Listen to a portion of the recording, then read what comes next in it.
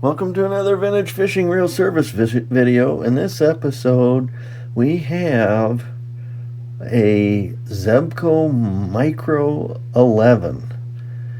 And this was cataloged between 1997 and 1998 when you could get the reel only or the combo.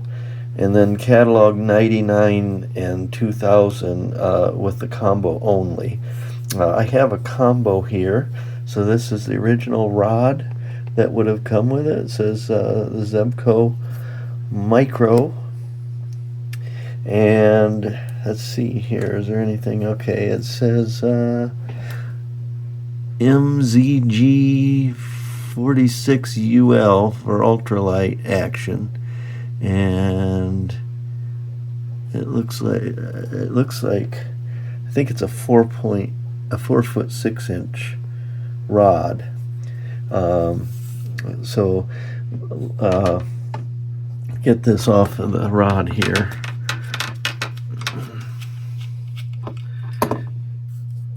And I got that. Still got the price tag on it. I just got it. I've got a trigger spin version of this, but I don't think I have the regular version. Got that whole combo for $10. That's a pretty good deal. Pretty good. So I recently did a Zebco Omega 113, which is from the 70s. And of course it had the metal foot, which one much prefers. But if you hold these side to side, they're very similar in size, but the length on the Omega 113 is just a tad shorter. The button doesn't stick out quite as far. The nose, it's a little shorter overall. So I'm still arguing, so far as I know, this is I don't know about the difference in weight, but this I think is the smallest in size that Zebco ever made, the 113. This one was loaded with 50 yards. It holds 50 yards of 6-pound test and reportedly weighs about 4.8 ounces. So let's get into this and see what we got here. So I'm looking for it is a reversible, so you can fish right-handed or left-handed, which was not the case with the Omega 113, but this one you can switch the handle out. And I don't see a lock screw, which the Omega 13 did have. This one does not. So a slight counterclockwise turn of the cap, and then back off, hold the handle and back off via counterclockwise turn to get the spinner head off. The line brake's in great shape, and I don't know if this really advertises feather touch or not, but it's got this little flap on there. And a lot of times that acts as sort of a feather touch feature, where if you kind of slightly hold in the button, that'll kind of meet the line a little bit and slow it down, so you can slow down your cast and drop where you want it to. That would be my guess as to what that little flap is on there could be used for. Alright, and so then we've got an E-clip here.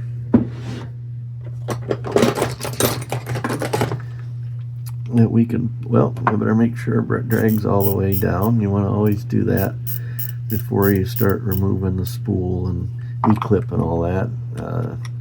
Depending on how the drag works, it's going to be important for either removing the E-clip or the spool itself. So this is basically acts as a drag washer, and it's keyed. It's got 3 little tabs in it, and then off comes the little spool.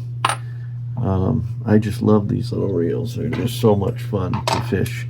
You get a bass on one of these and you're in for a fight and a treat. So we've got a Teflon drag washer, and then we have a metal drag washer that's keyed.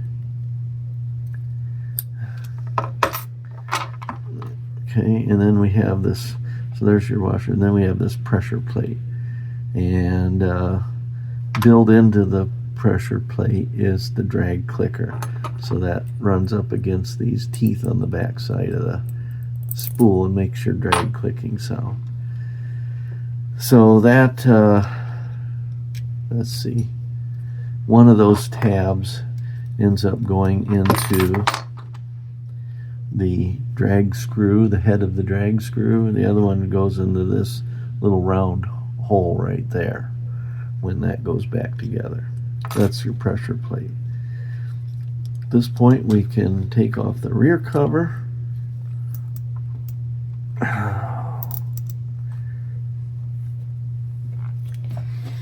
You want to be really careful when you do this, but I'm going to just put a towel around it, around the button, and gently turn that with a pair of pliers, and we can then back that cover off, the back cover, and start putting some of this stuff into your parts tray.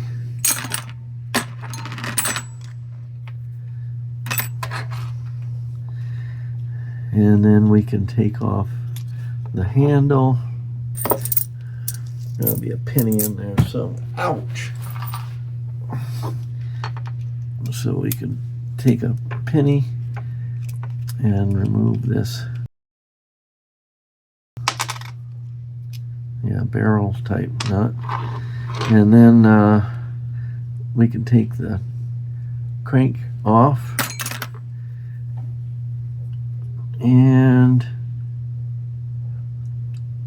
now we have to take off the main gear assembly, and that's going to involve removing these nylon bushings. So I'm going to just push that one out and push that one out and grab onto those and remove them.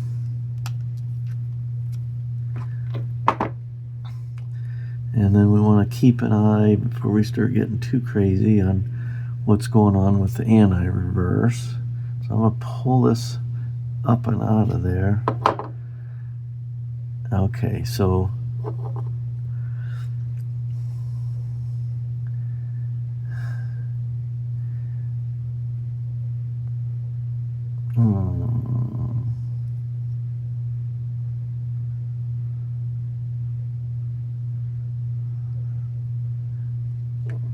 doesn't really look like that would fit into the typically you have this thing fitting into the hopefully you can see that, but there's a little notch in this anti-reverse pawl, and typically that thing there would fit into it, but it looks awful wide for that. But you've got a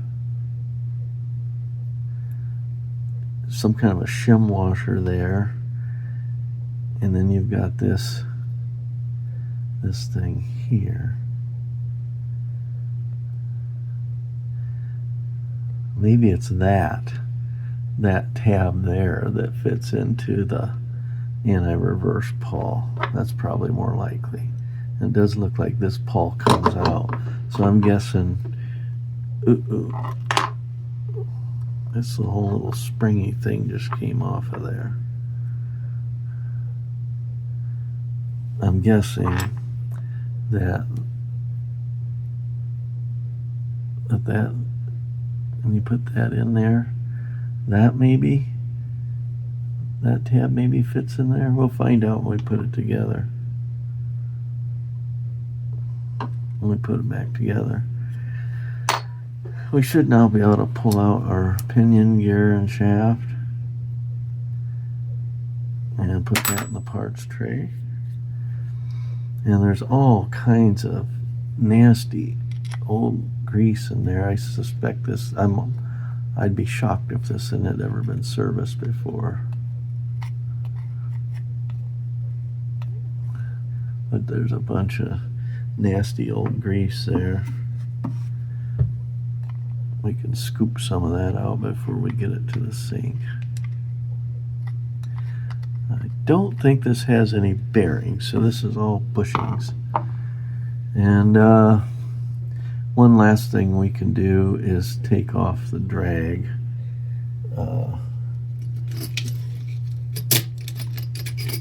and sometimes these are counter or reverse threaded, so a lot of times you have to go clockwise to unscrew it. So hold the drag knob and turn that screw clockwise, and we can get that out, and then we can remove the drag wheel.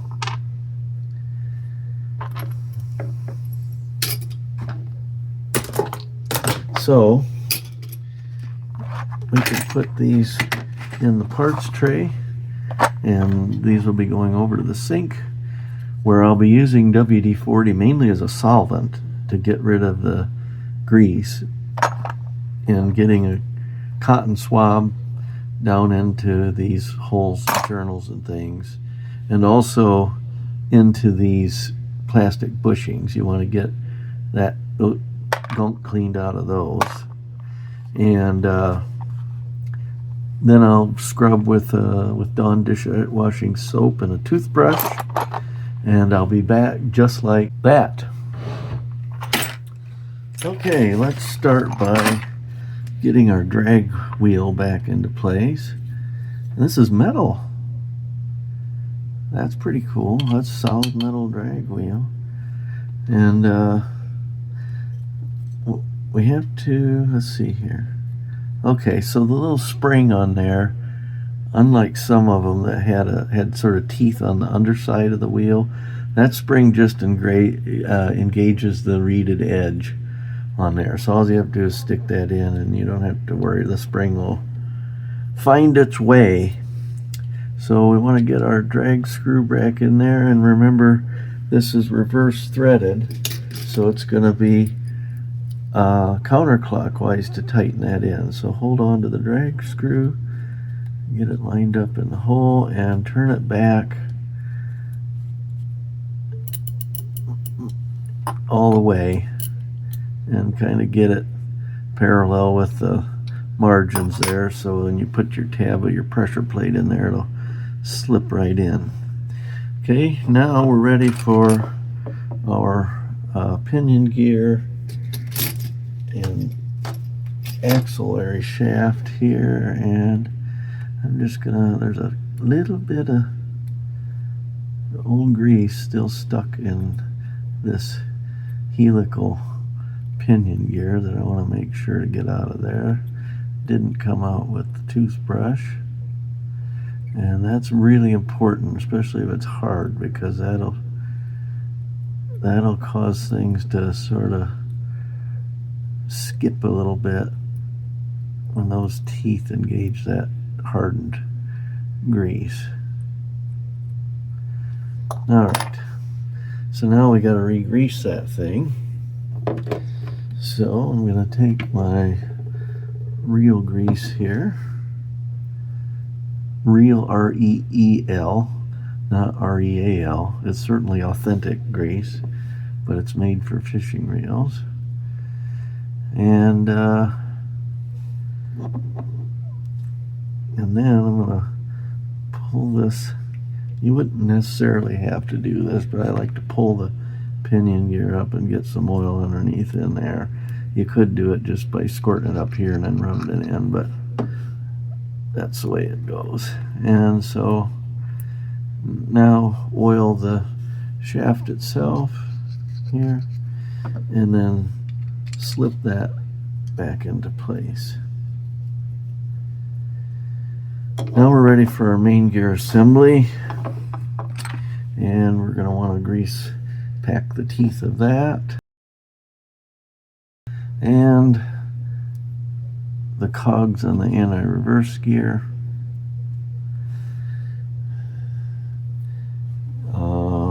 We won't worry about oiling the inside of that. We can do that when we put the crank handle in there, and we can oil this part here and this, where it's going to be engaged in those bushings, but we got to worry about getting this anti-reverse mechanism on there.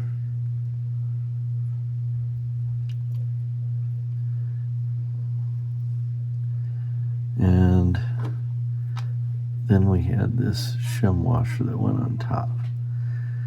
And I think that tab goes into this little slot on the anti-reverse pawl. And so we got to get this anti-reverse pawl back in there. So this little foot here goes in that tiny little hole down there with the long end on the facing the bottom of the reel. And then I think we just want to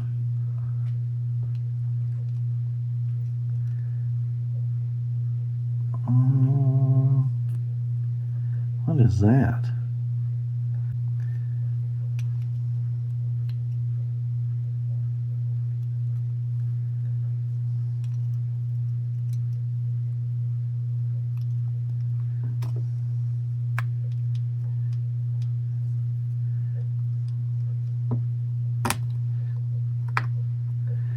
I'm not sure if that little doodad's in the notch or not.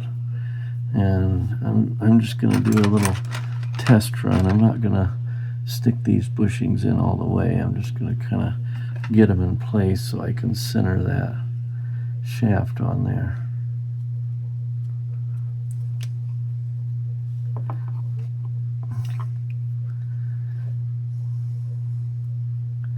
I guess I do have to put them in quite a ways.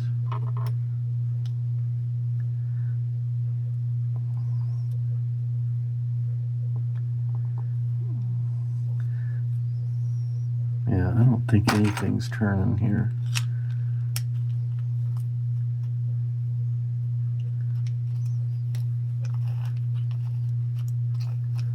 Yeah, I guess it is. I guess I got lucky. I got that little tab into the notch on the anti-reverse. So I'm going to just pop these back out just a little bit and make sure that's good and oiled.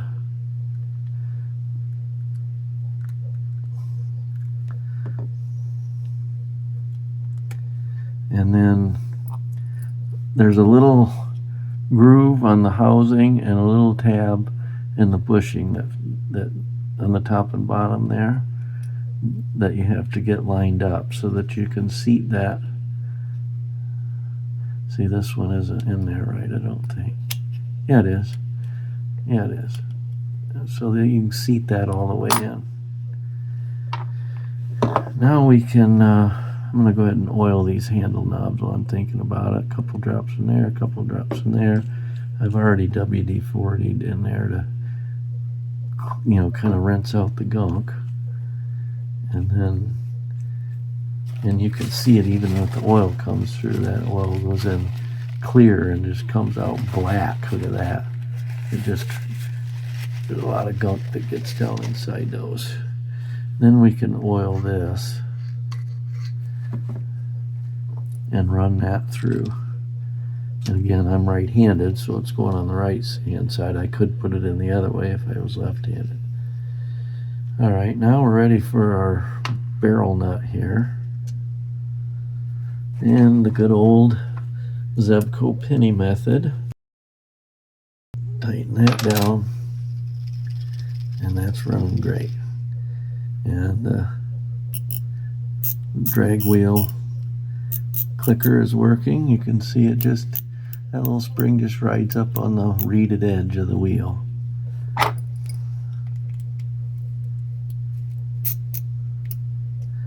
So now we're ready to get the front end done. We can put the rear end on if we want, the rear cap.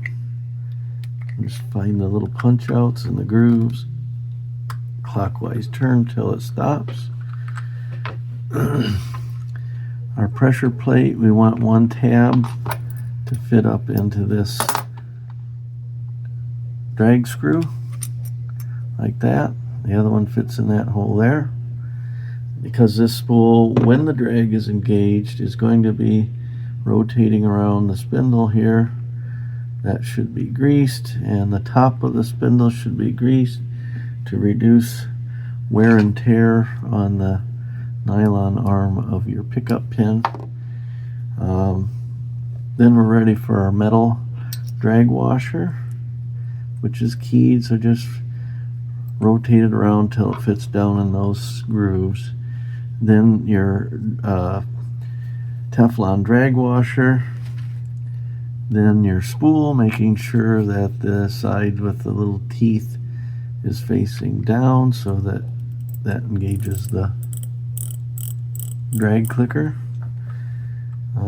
Drag's already essentially off, so we shouldn't have put our second plastic drag washer on. We shouldn't have any trouble with it being so tight that we can't relatively easily get the E-clip back in place. Now we're ready to lubricate the spinner head, so we're just going to put some oil here where that thing rides up against the metal and at the pivot point and work that in. See a little lake scum on that pickup pin. Don't see any cuts in the spinner head, so that's good.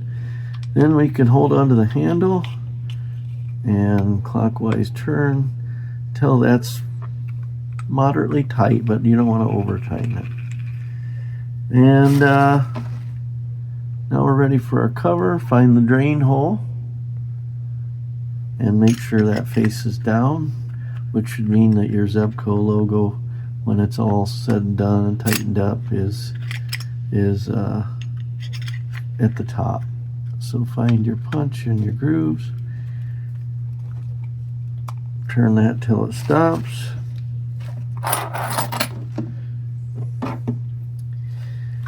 wipe it off good.